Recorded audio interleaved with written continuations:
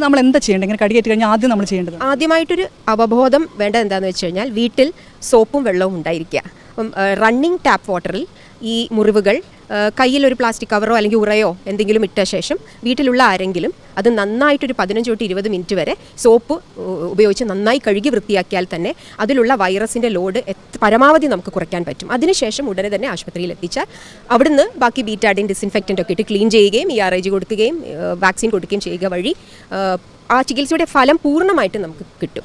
ഇതിപ്പോൾ ആളുകൾക്ക് അറിയാത്തൊരു കാര്യമുണ്ടെന്ന് തോന്നുന്നില്ല. നേരെ ആശുപത്രിയിൽ കൊണ്ടുവരികയാണോ ചെയ്യുന്നത്? ഡോക്ടറുടെ ഇപ്പം ഒരുപാട് വാക്സിൻ എടുക്കുന്ന ഒരു സംഭവം എങ്ങനെയാണ് ഡോക്ടർ കണ്ടിട്ടുള്ള കേസുകളൊക്കെ? ഇത് ആൾക്കാരുടെ മാനസികാവസ്ഥയാണ്. കാരണം ഇത്ര ഗുരുതരമായ മുറിവുകളിൽ നിന്ന് ചോരയൊലിക്കുന്നത് കാണുമ്പോൾ നമ്മൾക്കിവിടെ ഒന്നും ചെയ്യാൻ പറ്റില്ല, അയ്യോ എന്നെടുത്ത് ഓടുന്ന ഒരു പതിവാണുള്ളത്, സാധാരണ എല്ലാ ആക്സിഡൻസിലും സംഭവിക്കുന്നത് പോലെ.